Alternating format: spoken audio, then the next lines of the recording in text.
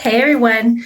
So it's been a little while. It's been a few days. I think the last time I talked to you guys was the HCG count. Well, this yesterday was Monday, and I had my first OB appointment, and it was it wasn't what I thought it was going to be. They're going to have me do some blood work and get some kind of I don't know some different types of blood work done. I have to go get that done soon. They said just get it done like a week before I see them next, which will be in 4 weeks. But I did talk with my doctor.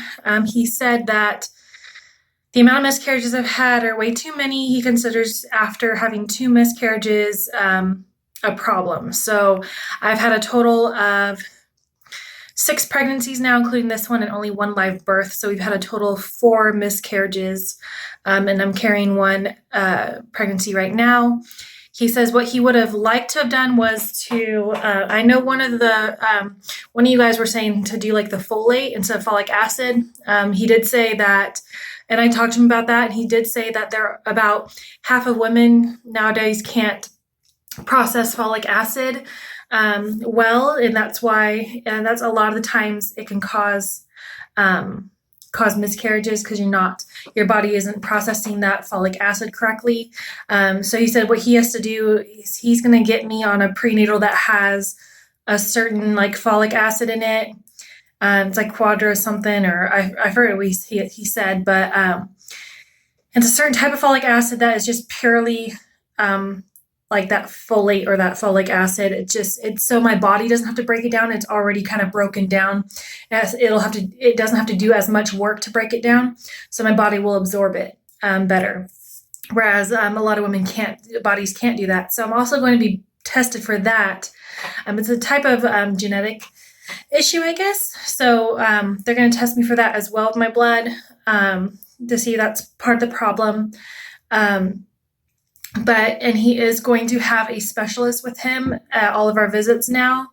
And because he said normally he would start that medication before we got pregnant.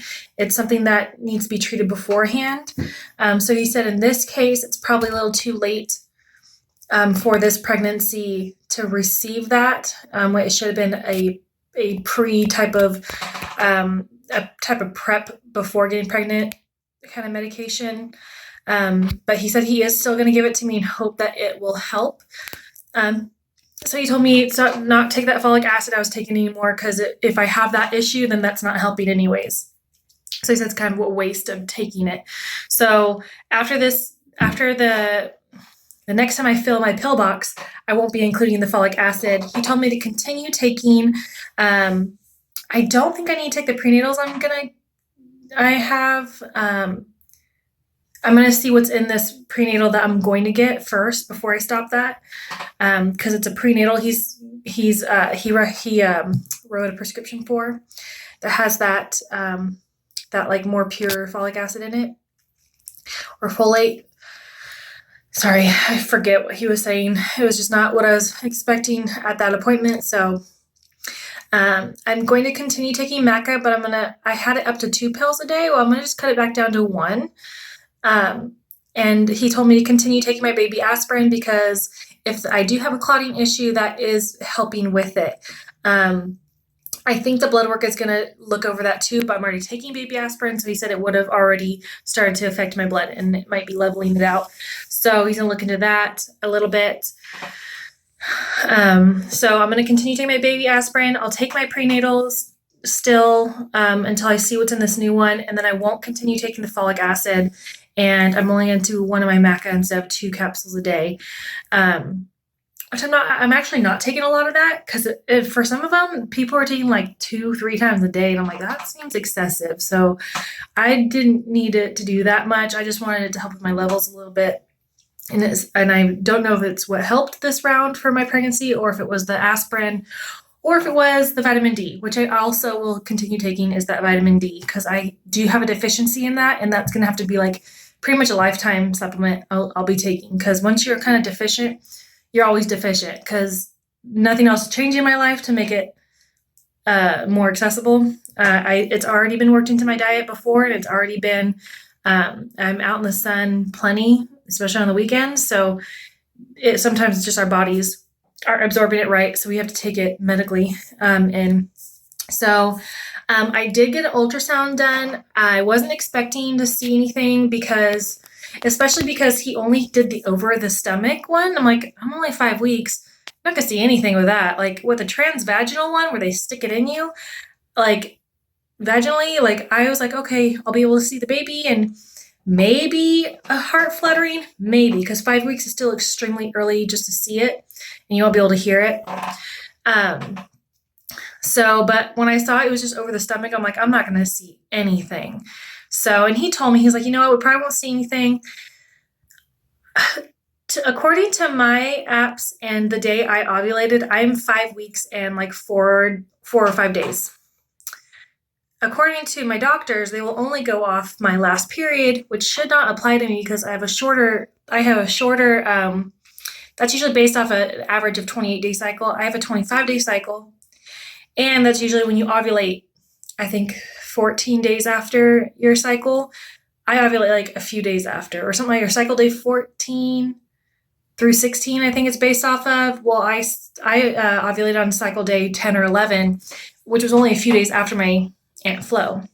And I know this for a fact because those were the only 2 days we baby danced, was like the day before the ovulation test and the day after.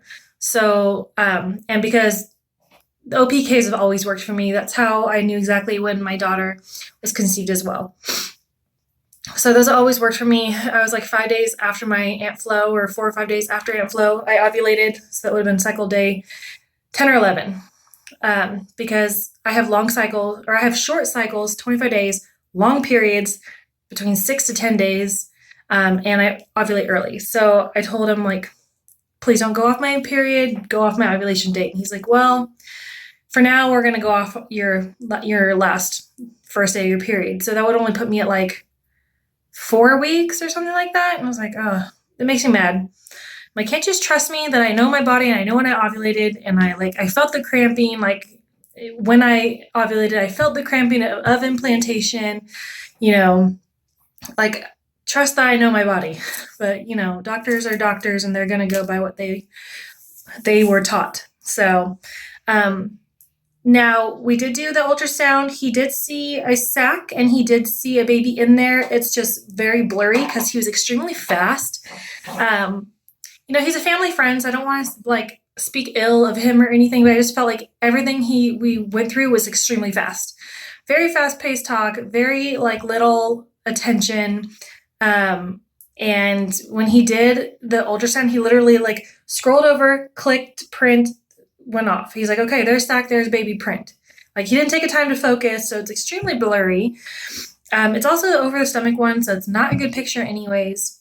I was weirded out that they don't have a transvaginal wand in there. It's like, don't you do this for a living? Shouldn't there be one? So I don't know if it was just the room I was in didn't have it or if they don't use them at all. I don't know. But so I'll show you the ultrasound real quick and I'll show you kind of what he showed me.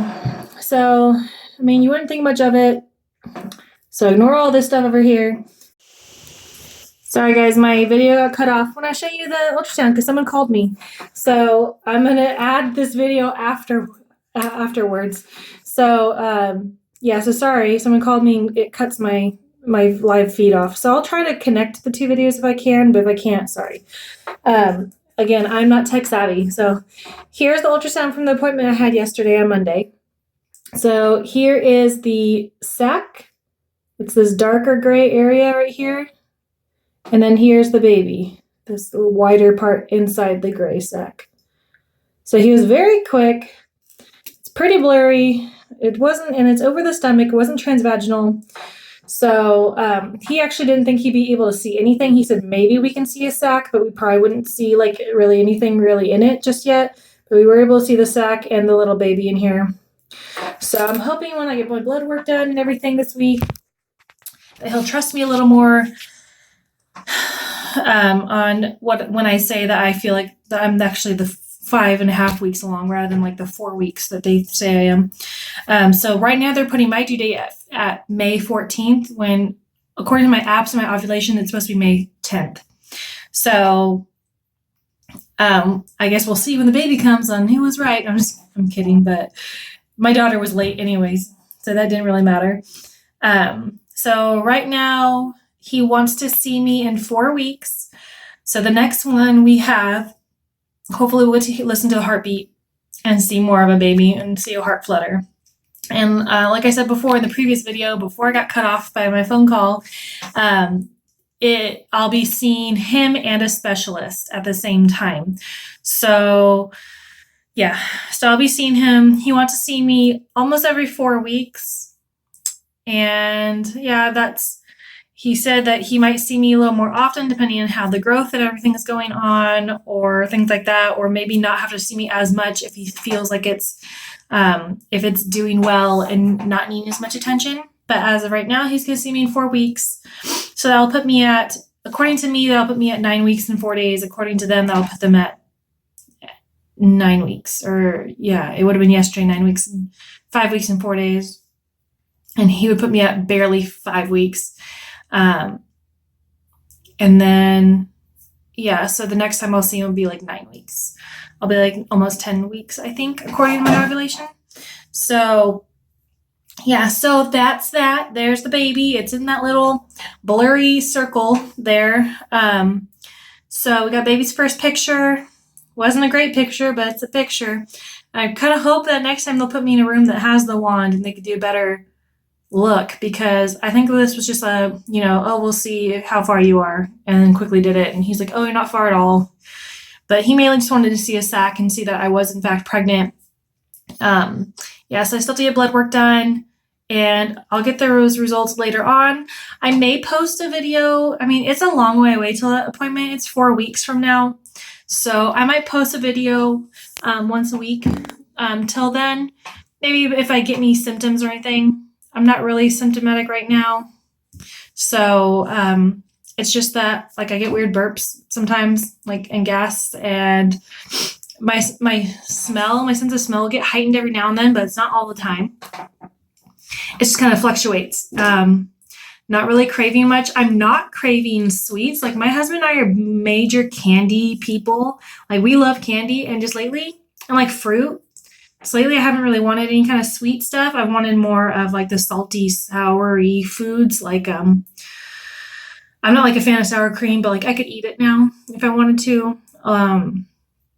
Before I would just be like, don't put that on my food. And now it's like, oh, okay, that's fine. I'll eat it anyways.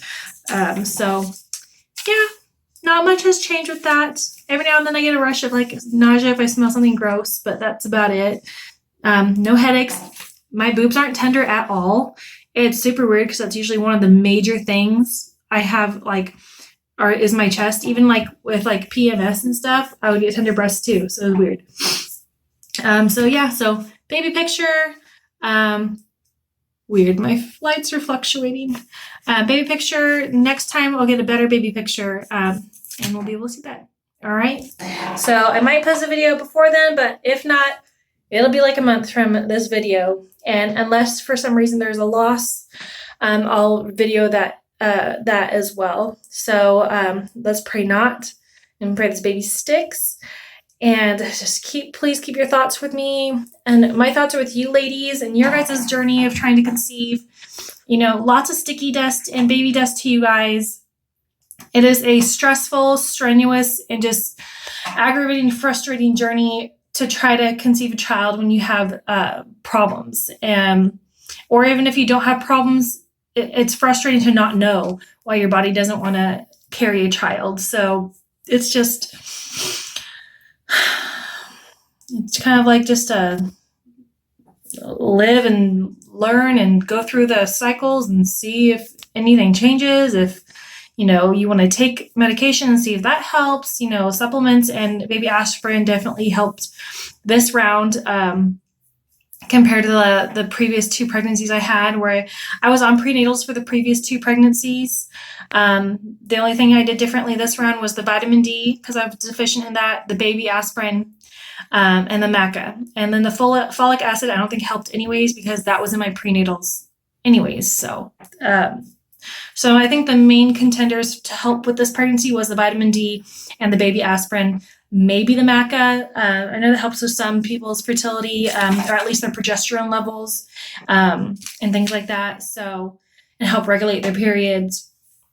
So a lot of the women on the reviews that that had positive reviews with the maca were like women with PCOS. It helped, I guess, regulate their periods, which was helpful. I don't know much about that because I don't have PCOS, so I don't know if that helped me in any way. So, because I didn't have that that issue standing in my way. So, so just good luck to you, ladies. My heart is with you guys, and I'm just gonna keep praying for this baby and keep trying to enjoy this pregnancy, and just hopefully it sticks, and this will be our last baby, our last pregnancy. So I really do want to enjoy it. Okay. So you guys have a great day, and I will talk to you either in a month or a week. We will see. All right. Bye, guys.